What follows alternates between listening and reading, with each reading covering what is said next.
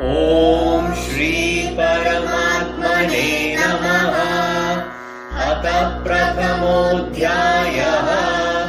ಧರ್ಮ ವಿಭವತ್ ಕೃಷ್ಣ ಪ್ರದಶ್ಯಂತಿ ಕುಲಸ್ತ್ರಿಯಃ ಸ್ತ್ರೀಷು ದುಷ್ಟಾಸು ವಾರ್ಷ್ಣೇಯ ಛಾಯತೆ ವರ್ಣ ಸಂಕರಃ ಸಂಕರೋ ನರಕಾಯೈವ ಕುಲಜ್ಞಾನಾಂ ಕುಲಸ್ಯ ಚ ಪತಂತಿ ಪಿತರೋ ಹೇಷಾಂ ಲುಪ್ತಪಿಂಡೋದಕಕ್ರಿಯಾಃ ದೋಷೈರೇತೆ ಕುಲಜ್ಞಾನಾಂ ವರ್ಣಸಂಕರಕಾರಕೈಃ ಉತ್ಸಾರ್ಯಂತೆ ಜಾತಿಧರ್ಮಾಃ ಕುಲಧರ್ಮಾಶ್ಚ ಶಾಶ್ವತಾಃ ಉತ್ಸನಃ ಕುಲಧರ್ಮಾಣಾಂ ಮನುಷ್ಯಾಣಾಂ ಜನಾರ್ದನ ನರಕೆ ನಿಯತಂ ವತ್ಸಃ ಭವತೀತ್ಯನುಶುಶ್ರುಮಾ ಅಹೋ ಪತಮಹತ್ ಪಾಪಂ ಕರ್ತುಂ ವ್ಯವಸಿತಾ ವಯಂ ಯದ್ರಾಜಸುಕಲೋಭೇನ ಹಂತುಂ ಸ್ವಜನಮುದ್ಯತಾಃ. ಓಂ ವಸುದೇವಸುತಂ ದೇವಂ ಕಂಸಚಾಣೂರಮರ್ದನಂ ದೇವಕಿ ಪರಮಾನಂದಂ ಕೃಷ್ಣಂ ವಂದೇ ಜಗದ್ಗುರುಂ. 36ನೇ ಶ್ಲೋಕದಲ್ಲಿ ಹಿಂದಿನ ಶ್ಲೋಕದಲ್ಲಿ ಹೇಳಿದ ಹಾಗೆ ಸ್ವಜನರನ್ನು ಕೊಲ್ಲುವುದರಿಂದ ಏನು ಪ್ರಯೋಜನ ಇಲ್ಲ, ಅದರಿಂದ ಪರಿಣಾಮ ಕೆಟ್ಟದೇ ಆಗುತ್ತೆ ಅಂತ ಹೇಳುವುದನ್ನು ಮುಂದುವರಿಸಿ ಅರ್ಜುನ ಕೃಷ್ಣ ಪರಮಾತ್ಮನಿಗೆ ಹೇಳ್ತಾನೆ, ಹೇ ಜನಾರ್ದನ, ಧೃತರಾಷ್ಟ್ರನ ಸಂಬಂಧಿಗಳನ್ನು ಕೊಂದು ನಮಗೆ ಯಾವ ಸಂತೋಷವೂ ಆಗುವುದಿಲ್ಲ. ಈ ನರಹಂತಕರನ್ನು ಕೊಲ್ಲುವುದರಿಂದ ನಮಗೆ ಪಾಪವೇ ತಟ್ಟುತ್ತದೆ ಅಂತ ಹೇಳ್ತಾನೆ. ಇದಕ್ಕೆ ಕಾರಣ ಏನಂದರೆ, ಧೃತರಾಷ್ಟ್ರನ ಪುತ್ರರು ಮತ್ತು ಅವರ ಸಹಯೋಗಿಗಳು ಎಲ್ಲರೂ ಸೇರಿಕೊಂಡು ವಿಜಯದ ಕನಸನ್ನು ಕಾಣುತ್ತಾ ಸಂತೋಷದಿಂದ ಸಂಭ್ರಮಿಸ್ತಾ ಮುಂದೆ ಬಂದಿದ್ದಾರೆ. ನಾನು ಸಿಟ್ಟು ಮತ್ತು ಲೋಭದ ಅನೇಕ ಇವನ್ನು ತಗೊಂಡಿದ್ದೆ, ಆದರೆ ನನ್ನಲ್ಲಿ ದ್ವೇಷ ಉಂಟಾದರೆ ಆ ಆವೇಶದಿಂದ ನಾನು ಅವರನ್ನು ಕೊಲ್ಲಲು ಮುಂದಾದರೆ ಅದರಿಂದ ದುಃಖವೇ ಆಗುತ್ತದೆ. ಕಾರಣ ಕ್ರೋಧ ಲೋಭ ವಶದಿಂದ ಎಂಥ ಅನರ್ಥ ಆಗುತ್ತದೆ, ಮುಂದೆ ಪಶ್ಚಾತ್ತಾಪ ಪಡಬೇಕಾಗುತ್ತದೆ ಅನ್ನೋದನ್ನು ನಾವು ನೆನ್ಪಿಟ್ಕೊಳ್ಬೇಕು. ಮನಸ್ಸಿನಲ್ಲಿ ಅವರ ಮೃತ್ಯುವಿನ ಶೋಕ ಕಾಡುತ್ತದೆ. ಇಂಥ ಸ್ಥಿತಿಯಲ್ಲಿ ನಮಗೆ ಎಂಥ ಸಂತೋಷ ಸಂಭ್ರಮ ಇದ್ದರೂ ಕೂಡ ಅದನ್ನು ಪಡೆಯಲು ಸಾಧ್ಯ ಆಗೋದಿಲ್ಲ. ಅಂದರೆ ಇವರನ್ನು ಕೊಲ್ಲುವುದರಿಂದ ನಾವು ಈ ಲೋಕದಲ್ಲಿ ಬದುಕಿರುವವರೆಗೂ ಮನಸ್ಸಿಗೆ ದುಃಖ ಆಗ್ತಾ ಇರುತ್ತೆ. ಅದಲ್ಲದೆ ಮುಂದೆ ಪರಲೋಕಕ್ಕೆ ಹೋದ ಮೇಲೂ ಕೂಡ ನಮಗೆ ಆ ಪಾಪದನ್ನ ಪಡಿಬೇಕಾಗತ್ತೆ, ಅದರ ದುಃಖ ಇದ್ದೇ ಇರುತ್ತೆ ಅಂತ. ಮುಂದೆ ಅವನು ಹೇಳ್ತಾನೆ, ಆತ ತಾಯಿಯ ಅಂತಂದರೆ ನರಹಂತಕ. ಈ ನರಹಂತಕರ 6 ಲಕ್ಷಣಗಳೆಂದರೆಂದರೆ ಬೆಂಕಿ ಹಚ್ಚೋದು, ವಿಷ ಉಣಿಸೋದು, ಕೈಯಲ್ಲಿ ಶಸ್ತ್ರಾಸ್ತ್ರ ಹಿಡಿದು ಕೊಲ್ಲುವುದು, ಅಧರ್ಮದ ದಾರಿಯಲ್ಲಿ ನಡೆದು ಬೇರೆಯವರ ಆಸ್ತಿ ಪಾಸ್ತಿಗಳನ್ನು, ಭೂಮಿಯನ್ನು, ರಾಜ್ಯವನ್ನು ಕಬಳಿಸೋದು, ಇತರರ ಹೆಂಡತಿಯನ್ನು ಅಪಹರಿಸೋದು, ಇವೆಲ್ಲವೂ ಕೂಡ ನರಹಂತಕರ ಲಕ್ಷಣವಾಗಿದೆ. ಈ 6 ಕೂಡ ಈ ದುರ್ಯೋಧನನಲ್ಲಿ ಕಾಣಬಹುದು. ಯಾಕಂದರೆ ಅವನು ಭೀಮಸೇನಿಗೆ ವಿಷ ಉಣಿಸಿರ್ತಾನೆ, ಅರಗಿನ ಮನೆಯಲ್ಲಿ ಪಾಂಡವರನ್ನು ಕೊಲ್ಲೋಕೆ ಹೋಗಿರ್ತಾನೆ, ಸುಡೋಕೆ ಹೋಗಿರ್ತಾನೆ. ಅದರ ಜೊತೆಗೆ ಅವರನ್ನು ಸಾಯಿಸೋಕ್ಕೆ ಮುಂದಾಗಿದ್ದ ಅಲ್ಲದೆ ದ್ರೌಪದಿಯನ್ನು ವಸ್ತ್ರಾಹರಣಕ್ಕೂ ಕೂಡ ಕಾರಣ ಆಗ್ತಾನೆ. ಮೋಸದಿಂದ ದ್ಯೂತ ಕ್ರೀಡೆಯಲ್ಲಿ ಅವರನ್ನು ಸೋಲಿಸಿ ಅವರ ರಾಜ್ಯವನ್ನು ಕಬಳಿಸುತ್ತಾನೆ. ಆದ್ದರಿಂದ ಇಂಥ ನರಹಂತಕನನ್ನು ಹಂತ ಮಾಡೋದ್ರಿಂದ, ಅವನ ಸಾಯಿಸೋದ್ರಿಂದ ಯಾವ ಪಾಪವೂ ಬರೋದಿಲ್ಲ ಅಂತ ಮನುಸ್ಮೃತಿಯಲ್ಲಿ ಶಾಸ್ತ್ರಗಳು ಕೂಡ ಹೇಳುತ್ತವೆ.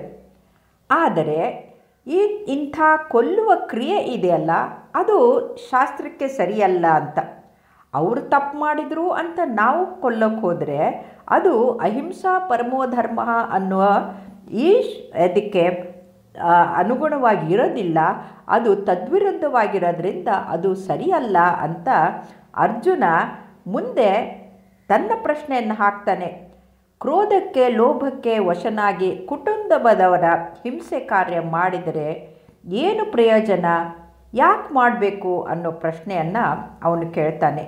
ಆದ್ದರಿಂದ ಇಲ್ಲಿ ಈ ಕುಲದ ನಾಶವನ್ನು ಮಾಡೋದರಿಂದ ಅತ್ಯಂತ ಪಾಪಿಗಳಾಗ್ತಾರೆ, ಅದು ನಾವು ಆಗೋದಾ ಅಂತ ಕೇಳೋದ್ರ ಜೊತೆಗೆ ಅರ್ಜುನ ಮುಂದುವರೆದು 37ನೇ ಶ್ಲೋಕದಲ್ಲಿ ಕೇಳ್ತಾನೆ, ನಮ್ಮ ಬಂಧು ಬಾಂಧವರಾದ ಧೃತರಾಷ್ಟ್ರನ ಸಂಬಂಧಿಗಳನ್ನು ಕೊಲ್ಲಲು ನಾವು ಯೋಗ್ಯರಲ್ಲ. ಯಾಕೆಂದರೆ ಹೇ ಮಾಧವ, ನಮ್ಮ ಕುಟುಂಬದವರನ್ನು ಕೊಂದು ನಾವು ಹೇಗೆ ಸುಖಿಗಳಾಗ್ತೀವಿ ಅನ್ನೋ ಪ್ರಶ್ನೆಯನ್ನು ಅರ್ಜುನ ಕೃಷ್ಣನಿಗೆ ಕೇಳ್ತಾನೆ. ಇಲ್ಲಿ ಕೊಲ್ಲುವುದು ಅಂತಂದರೆ ನಮಗೆ ಸಮರ್ಥವಾದಂಥ ಯೋಗ್ಯವಾದ ಕೆಲಸ ಅಲ್ಲ, ಅದು ಅನುಚಿತವಾದದ್ದು, ಸಜ್ಜನರಿಗೆ ಇದು ಸರಿಯಾದ ಕಾರ್ಯ ಅಲ್ಲ, ಕರ್ಮ ಅಲ್ಲ ಅಂತ ಹೇಳ್ತಾನೆ. ಮುಂದೆ ಇವರು ನಮ್ಮ ಘನಿಷ್ಠ ಸಂಬಂಧಿಗಳಾಗಿದ್ದಾರೆ. ಮಮತಾ ಜನನಿಯ ಮೋಹ ಕಾರಣದಿಂದ ತನ್ನ ಕ್ಷತ್ರಿಯ ಕರ್ತವ್ಯವನ್ನು ಅರ್ಜುನ ಮರೀತಾ ಇದ್ದಾನೆ.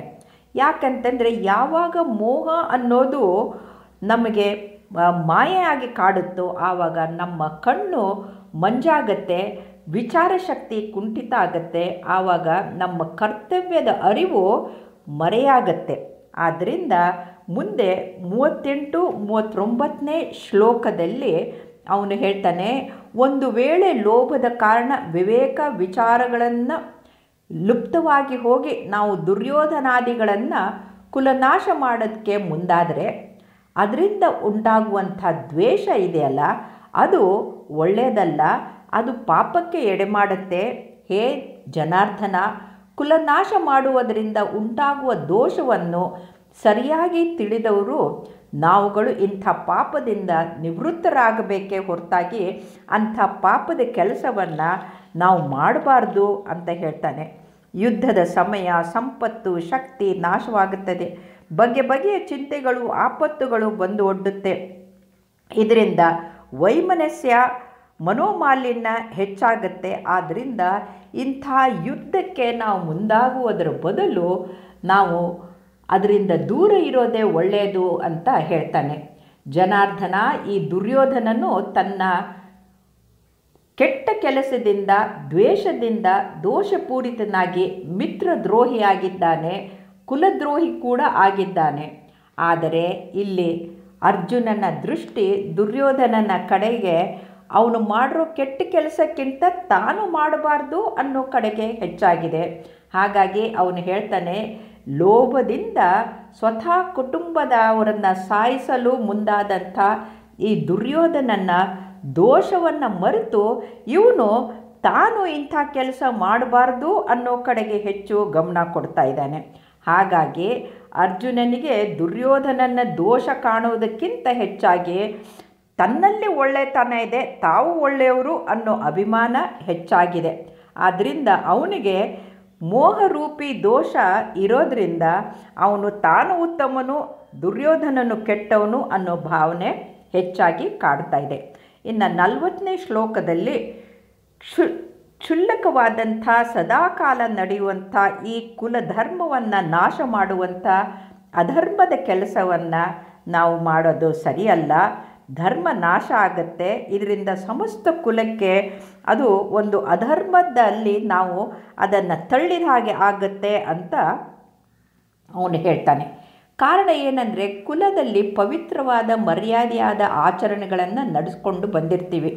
ಆದರೆ ಯುದ್ಧ ನಡೆದಾಗ ಏನಾಗುತ್ತೆ ಅಂತಂದರೆ, ಯಾರಿಗೆ ಯುದ್ಧ ಮಾಡುವ ಶಕ್ತಿ ಕೌಶಲ್ಯ ಇರುತ್ತೋ ಅಂಥ ಎಲ್ಲ ಪುರುಷರು ಯುದ್ಧದಲ್ಲೂ ಸತ್ತು ಹೋಗ್ಬಿಡ್ತಾರೆ.